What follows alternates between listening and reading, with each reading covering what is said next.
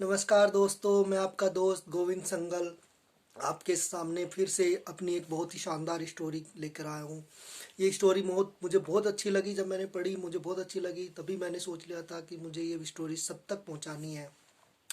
लेकिन स्टोरी शुरू करने से पहले आप सभी को नए साल की ढेर सारी शुभकामनाएं। और चूंकि नया साल थोड़े सी मुश्किलों का आया है, थोड़ी सी दिक्कतें चल रही है, तो आप सभी लोग अपने घर में रहें, सुरक्षित रहें और जो भी ज़रूरी सावधानियां हैं उनको प्लीज़ उनका ध्यान रखें। चलिए आज की स्टोरी शुरू करते हैं। आज की स्टोरी है एक पिता और पुत्र की। एक बार किसी जगह पर पतंग उत्सव चल रहा था, तो एक पिता भी अपने पुत्र को लेकर उस पतंग उत्सव में जाते हैं। वहां पर देखते हैं कि ढेर सारी रंग बिरंगी पतंगे, बहुत अलग अलग तरह की पतंगे आसमान में उड़ रही हैं, आसमान की ऊंचाइयों को छू रही हैं। उन सबको रंग बिरंगी पतंगों को उड़ते देखकर वो उसका बेटा भी मचल उठता है, उसको भी खुशी होती है और उसका भी मन करने लगता है कि मैं भी पतंग उड़ाऊं। तो वो अपने पिता से कहता है, पिताजी मेरे लिए भी एक पतंग लाकर दे दो, मैं भी पतंग उड़ाऊंगा। उसके पिता पास ही की दुकान पर जाते हैं और उसके लिए पतंग और धागा लेकर आ जाते हैं। कुछ ही देर बाद देखते हैं कि वह लड़का भी अपनी पतंग उड़ा रहा था, उसकी पतंग भी आसमान में उड़ रही थी। लेकिन वह लड़का खुश नहीं लग रहा था, क्योंकि उसको लग रहा था कि उसकी पतंग और ज़्यादा ऊंचे उड़ सकती है। वो उसकी पतंग उतनी ज़्यादा ऊंचाई पर नहीं उड़ रही है। उसको लगने लगता है कि ये जो डोर है, जो मांझा है, उसकी पतंग को और ऊंचा उड़ने से रोक रहा है। अगर ये मांझा कट जाए तो उसकी पतंग खुले आसमान में और ऊंचा उड़ेगी। तो वह अपने पिता से कहता है, पिताजी मेरी इस पतंग की डोर को काट दीजिए ताकि मेरी पतंग आसमान में और ऊंचाई तक उड़े। उसके पिता 1 मिनट तक सोचते हैं और फिर उसकी पतंग को की डोर को काट देते हैं।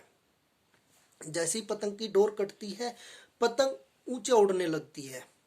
लड़का देखकर बड़ा खुश होता है कि हाँ, जैसा मुझे लग रहा था कि पतंग की डोर जो है उसको ऊंचा उड़ने से रोक रही है, वो सही है। अब देखो पतंग ऊंचा उड़ रही है। लेकिन ये क्या, अगले ही पल वो पतंग अब नीचे गिरने लगती है। धीरे धीरे धीरे धीरे नीचे गिरते गिरते वो एक मकान की छत पर गिर जाती है। ये देखकर लड़का बड़ा हैरान होता है कि ऐसा क्या हुआ। मैं तो सोच रहा था कि ये पतंग आसमान में और ऊंचाई पर उड़ेगी, लेकिन ये तो नीचे गिर गई। तो बड़ा हैरान होकर वो अपने पिता से पूछता है, पिताजी ऐसा क्यों हुआ, ये पतंग आसमान में ऊंचा उड़ने की बजाय नीचे क्यों गिर गई। तब उसके पिता उसको समझाते हैं, उसको बताते हैं कि तुम्हें लग रहा था कि ये जो डोर है ये पतंग को ऊंचा उड़ने से रोक रही है, लेकिन वास्तव में ऐसा नहीं था। ये डोर ही उस पतंग का सहारा थी। इस डोर के सहारे से ही पतंग उड़ना शुरू करती है और ऊंचाई तक उड़ती है, आसमान की बुलंदियों को छूती है इस डोर के सहारे से ही। ये डोर उस पतंग को ऊंचा उड़ने में मदद करती है, ये डोर उस पतंग का सहारा होती है। लेकिन तुमने वो सहारा ही काट दिया। जब वो सहारा ही कट गया तो पतंग को मदद मिलनी बंद हो गई। अब जब पतंग को मदद मिलनी बंद हो गई तो वो धीरे धीरे धीरे धीरे नीचे गिरनी शुरू हो गई और एक टाइम बाद वो नीचे गिर गई। इसलिए डोर काटना नहीं चाहिए। मैं चाहता तो तुम्हें डांट भी सकता था, तुम्हें रोक सकता था कि डोर मत काटो, लेकिन तुम्हें शायद समझ में नहीं आता। जब मैंने डोर काट दिया तो तुमको पता चला कि हाँ, डोर की क्या अहमियत है, क्या वैल्यू है। कहानी यहीं तक थी, लेकिन इस कहानी से अब हमें शिक्षा क्या मिलती है वो सबसे अहम होता है। देखो, जैसे पतंग को सहारा कौन दे रहा था, डोर। ठीक उसी प्रकार से जब हम अपनी सफलता की राह पर होते हैं, अपने आगे बढ़ने के रास्ते पर होते हैं, तब हमें भी कई बार ऐसे लगने लगता है कि ये जो हमारा परिवार है, हमारे रिश्ते नाते हैं, हमारे दोस्त हैं, सगे संबंधी हैं, ये हमारी सफलता के बीच में रास्ते में रुकावट पैदा कर रहे हैं। कई बार हमें लगने लगता है कि अगर ये सहारा, ये जो रास्ते में रुकावटें हैं, ये जो बंधन है, इनसे अगर हम आज़ाद हो जाएं, इनको अगर काट दें, तो हम जल्दी और ज़्यादा ऊंचाई पर पहुंच सकते हैं। जबकि वास्तव में ऐसा नहीं है। जैसे पतंग का सहारा वो डोर थी, ठीक उसी प्रकार ये परिवार, ये दोस्त, ये रिश्तेदार, ये सगे संबंधी भी हमारा वो डोर रूपी सहारा होते हैं। ये हमारी मदद करते हैं जब हम आगे बढ़ते हैं। ये हमारे रास्ते में आने वाली रुकावटों में हमारी मदद करते हैं। हमें बीच बीच में हमें मनोबल प्रदान करते हैं। तो कभी भी आप ये मत सोचो कि ये जो सगे संबंधी है, ये जो हमारा परिवार है, ये जो हमारे दोस्त हैं, रिश्तेदार हैं, ये हमारे लिए किसी तरह की रुकावट का कारण बन रहे हैं। ऐसा कभी नहीं होता है।